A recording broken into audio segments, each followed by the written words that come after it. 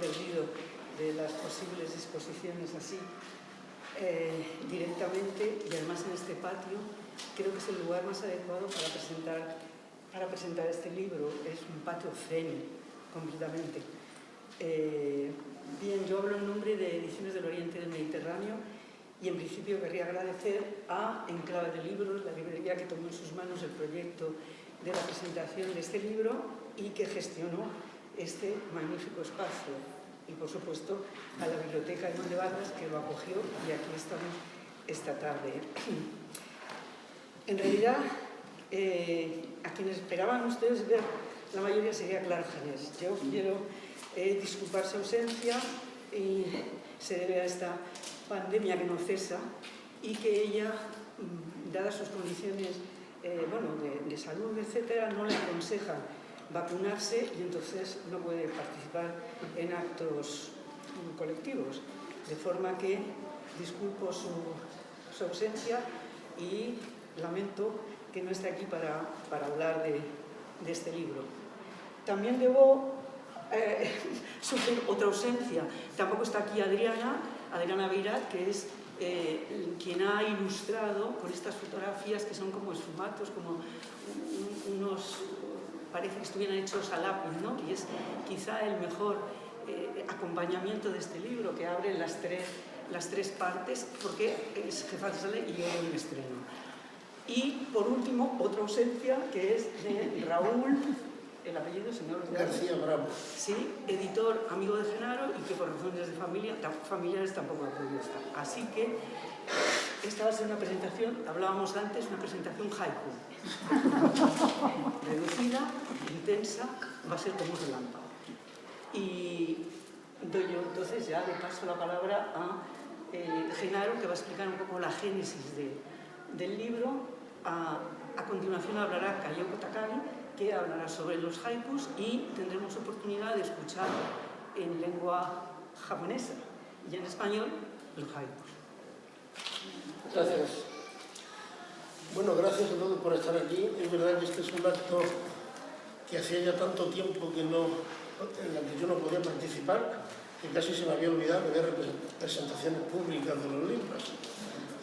Por el camino del medio se ha perdido tanto lector y tanta afición a los libros que uno se sorprende todavía de que en un día tan maravilloso como hoy alguien, en vez de irse a tomar el sol, venga, aunque sea un sitio tan maravilloso como este, para oír hablar de poesía.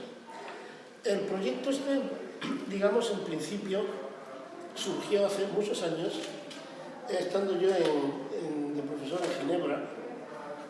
Un día se nos ocurrió al profesor de japonés y al catedrático de japonés de Ginebra y a mí, que por qué, siendo una universidad con tantos idiomas y la ciudad de Ginebra, una ciudad con tantas personas de todo el mundo, ¿por qué no hacíamos trabajos multilingües?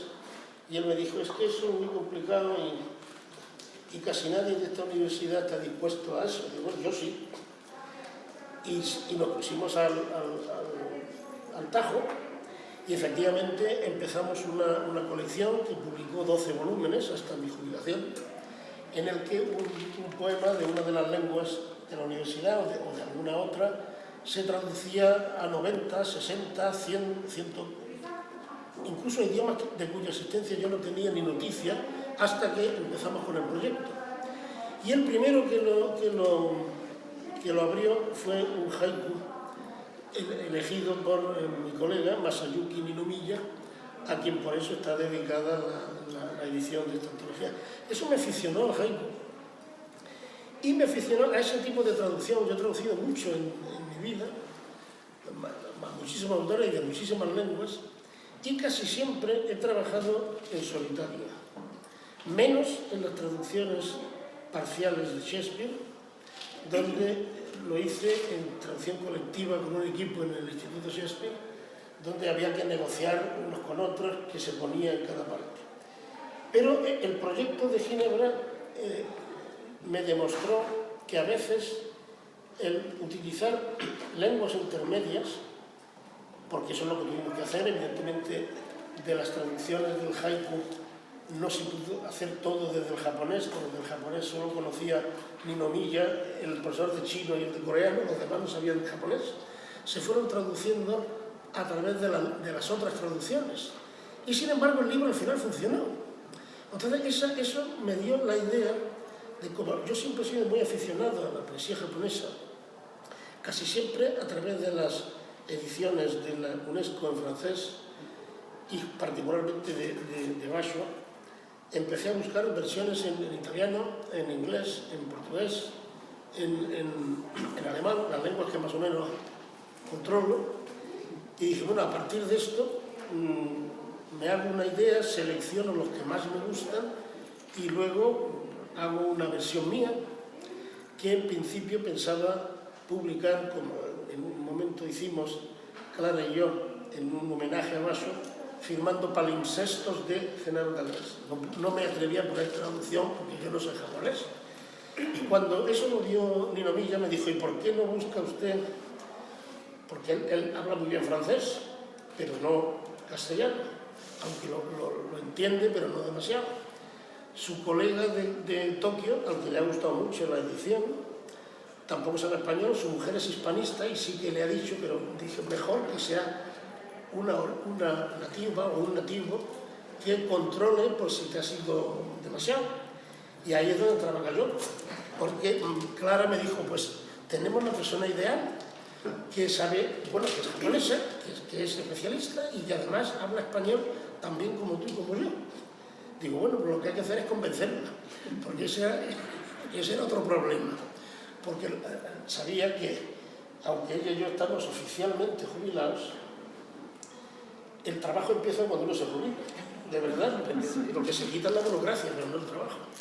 Nosotros somos eméritos y por tanto trabajamos mucho más que antes, sin alumnos, afortunadamente, pero el trabajo. Pero finalmente dijo que sí. Entonces yo le mandé el manuscrito, había 100 haikus. Parece ser que uno de los haikus que en todas las antologías de las lenguas que pude consultar aparecía como de Basho, no era de Basho, sino de un discípulo. Aquí hago un paréntesis, porque no he nombrado a Eiko. A Eiko, sí. Fue Eiko la que nos dijo que no era de él. Que es precisamente la que ha hecho estas magníficas caligrafías. Son preciosas, pero además hubiera sido muy bonito que ese sello rojo lacre, sí, no podía ser, pero eso. Bien. Entonces lo quitamos y bueno, y la razón a mí me gustaba el 100 porque era un número redondo, pero también tengo que decir por qué me gustó quitando lo que quedara el 99, porque, como sabe mi amigo Pedro Carda, aquí presente, que los dos somos viejos atletas, velocistas, en nuestra época el récord del mundo era 9-9. Y entonces le dije, bueno, pues es una manera de matar dos pájaros de un tiro, digamos, de poner los 99 haikus y hacer una alusión velada. Aunque todos mis amigos atletas, que seguimos siendo amigos, ya saben por qué hay 99. ¿No? Y bueno, eso fue, quiero decir que la única variante, digamos, sobre el trabajo que yo hice y la corrección exquisita de Kayoko, que en determinado momento decía, pues esta palabra es correcta, pero no tiene toda la fuerza que tendría en japonés. Yo me acuerdo cuando lo de soldado. Dice, no, es que en japonés esto significaría más bien algo cercano a ¿cómo se llama? ¿Cómo se llaman los guerreros estos japoneses? Samuráis. Y bueno, pues entonces en lugar de soldado ponemos guerrero. Y me dijo, sí, pues vale, guerrero. Cosas de ese tipo, pero eran uno detrás de otro. Entonces, Clara decidió, como directora de la colección, que leer 100, lo dijo cuando todavía eran 100. 100 ahí, uno detrás de otro, era muy pesado. Dice, estos se van a aburrir y se va a dormir la gente leyéndolo. Vamos a dividirlo en 4 partes. Digo, bueno, pues divídelo como te dé la gana a ti. Y entonces ella fue cortando y pegando. En algún momento de ese corte y pega, un determinado duende se coló y hay un poema que está repetido y el original que había en el manuscrito no está aquí, pero lo vamos a leer hoy bien y el que se queda en la biblioteca lo corregiré yo a mano. en antigüedad. Yo al principio pensé que era un duende raro, pero hay una pequeña anécdota que ya comenté con Cayoko cuando yo era profesor en Minnesota y conseguí por primera vez en mi vida, yo que soy muy mal corrector de mis propios textos, porque cuando leo yo creo que no me fijo, decidí aplicar lo que parece ser que hacía Antonio Machado cuando corregía, que es que empezaba por la última palabra y terminaba por la primera, porque así como no entendía nada, se fijaba en las palabras. Entonces corregí un artículo y conseguí que no hubiera ni una errata. Y yo me quedé tan feliz. Cuando me llegó el libro había 10. Y digo, bueno, ¿de dónde han salido estas 10? Y fui a hablar con el impresor, que era un miembro de lo que los franceses llamaban SIMS, es decir, un Dakota, un indio. Y me dijo, las he puesto yo. Yo me quedé estupefacto. ¿Por qué? Porque eso demuestra que el libro lo ha hecho un humano. Los únicos que no se equivocan son los dioses. Me pareció una respuesta absolutamente marciana, pero bueno, por lo menos biológica. Entonces, bueno, pues a lo mejor ha sido un duende indio que ha metido aquí ese gazapo. Pero bueno, tampoco pasa nada porque no es importante y por eso lo explico. Y dicho esto, yo quiero agradecer a Cayoko el trabajo que se tomó. Tengo que decir que ella no quería ni siquiera aparecer. Digo, ¿cómo no vas a aparecer si esto, si se lee, gracias a que tú estás detrás? Porque si no, yo no me atrevo a publicarlo. Y bueno, al final la convencí. Bueno, la convencí y me dice, sí, pero yo detrás. Yo me callé y luego me puse delante. Porque las cosas tienen que ir por orden alfabético y Takagi va delante de Takagi. Es así de simple. Y ya está. Luego lo he protestado, supongo que no te ha molestado. Y nada, luego ya cedo la palabra a Cayoko y luego leeremos unos cuantos ejemplos. Bueno, muchas gracias. Buenas tardes. Estoy encantada de estar aquí para presentar este libro que realmente no me imaginaba cómo iba a ser el formato, cómo iba a ser la estructura, porque pensé que la estructura que había puesto en enero iba a ser exactamente como el recorrido, ¿no? Pero estas secciones que han puesto me parece que obedecen a una interpretación, una comprensión de los poemas que ha reunido, seleccionado Genaro. Y yo creo que ayuda a entender mejor y también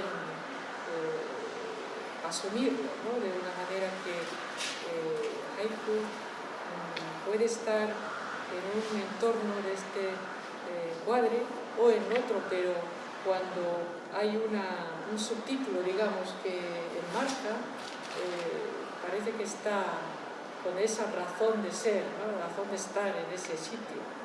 Así que lo releí otra vez y me gustó, ¿no?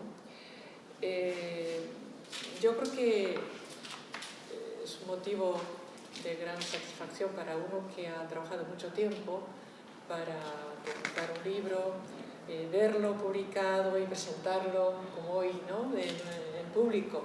Y es el caso de Genaro, que como ha explicado ahora, ha mimado y ha estudiado, cuidado muy bien sus versos. Cuando hablábamos de si esta palabra u otra, se le notaba que había meditado mucho antes de fijar las letras en la traducción.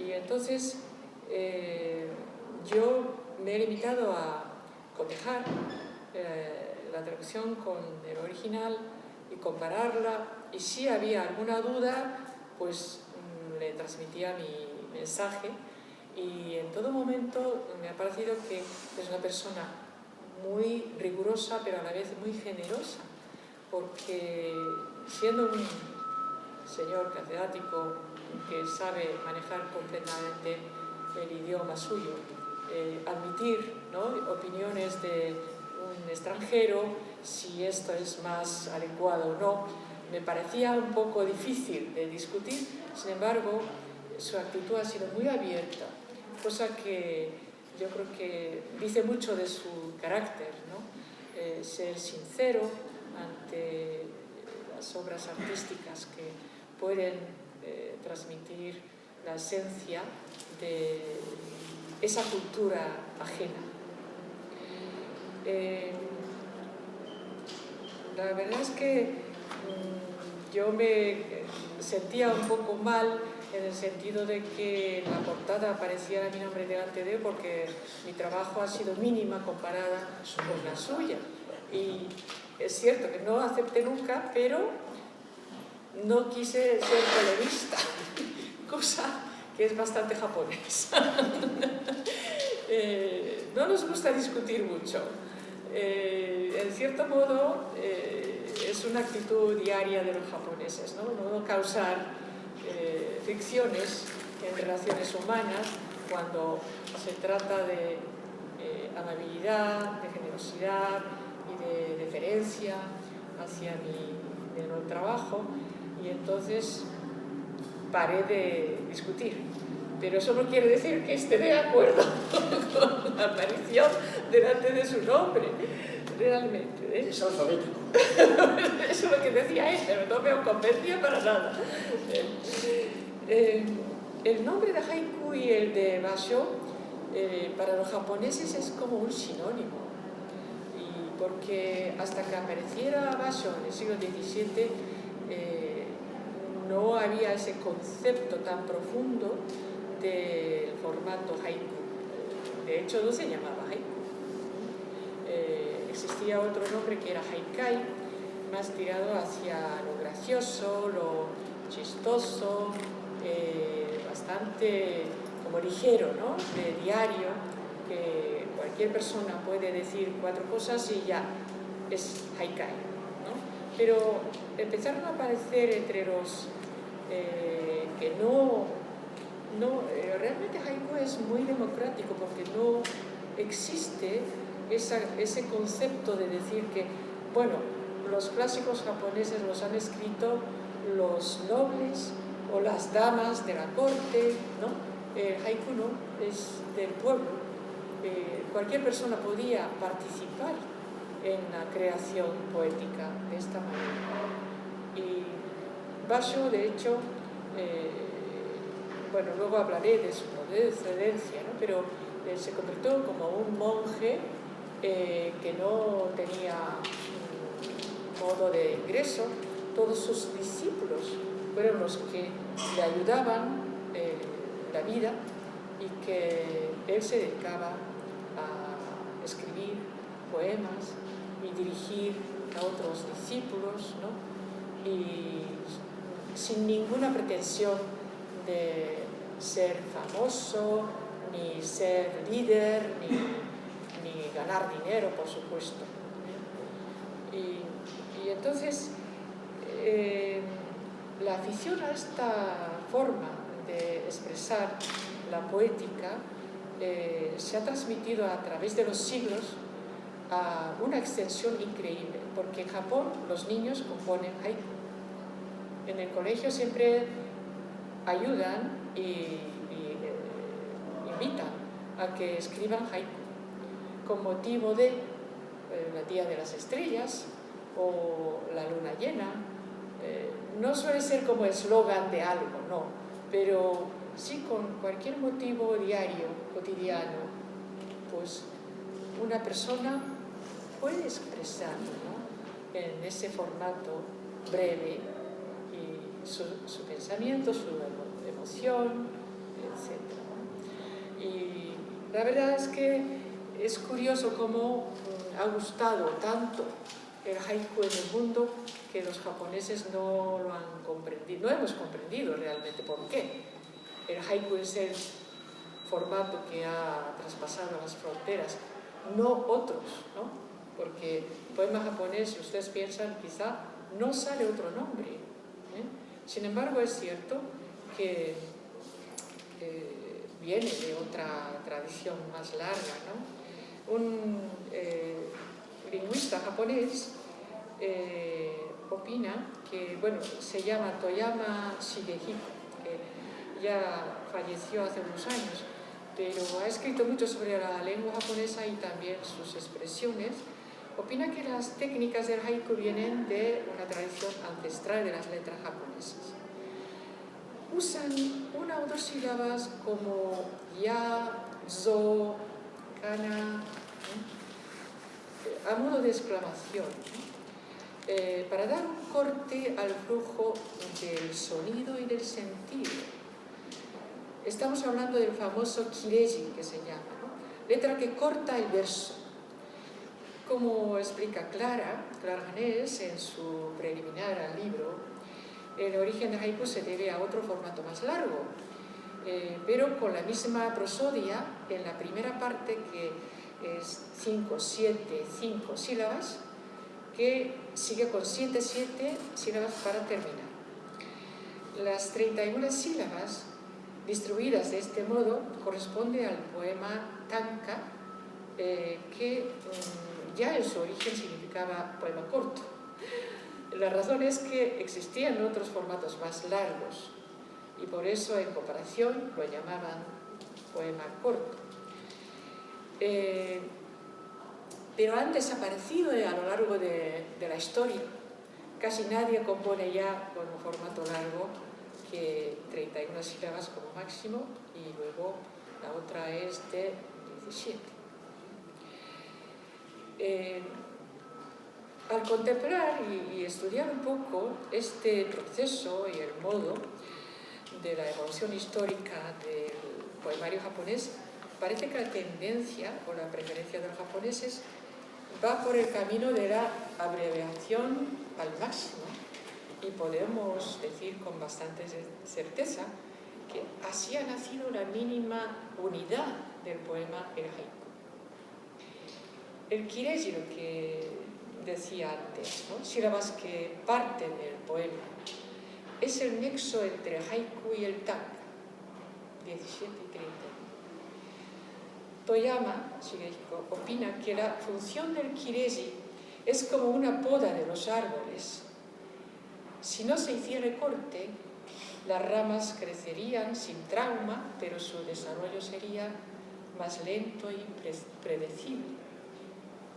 Porque efectuamos el corte, la pausa física que genera esta acción afectará al árbol, que reaccionará por sí solo, con más fuerza en direcciones impredecibles. El espacio que nace después del kireji activa nuestra capacidad cognitiva e imaginativa. No podemos evitar que nuestra mente llene el hueco con nuestras propias palabras.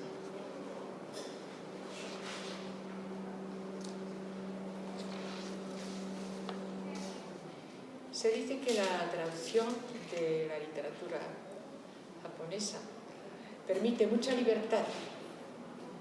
La razón radica en que tenemos esta tendencia a dejar que el lector entienda sin más rodeos. Se trata de un acto de complicidad absoluta entre el autor y el lector. El que expresa tiene total confianza en su interlocutor. El kireji llama al intelecto, al sentimiento y al corazón. El maestro Basho utiliza con fruición el kireji. Los que escuchamos y leemos sus versos no podemos sino responder a sus llamadas con todo lo que poseemos. Siempre digo que el haiku es generoso y abierto a todos, pero que a la vez requiere una atención especial para recibir sus mensajes.